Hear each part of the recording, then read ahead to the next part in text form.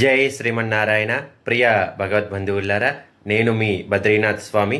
Welcome to dollar series part 1. ఈ వీడియోలో నన్ను డాలర్ బద్రి అని ఎందుకు పిలుస్తారో మీకు చెప్తాను. నేను బయట కార్యక్రమాలకి వెళ్తూ ఉంటాను.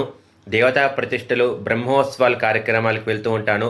సాధారణంగా ఏ మహోత్సవం అయినా 3 రోజులు కానీ 5 రోజులు కానీ ఉంటుంది. రోజుకొక హారం వేసేవాడిని. రోజు వేసే డాలర్ రేపు వేసేవాడిని కాదు.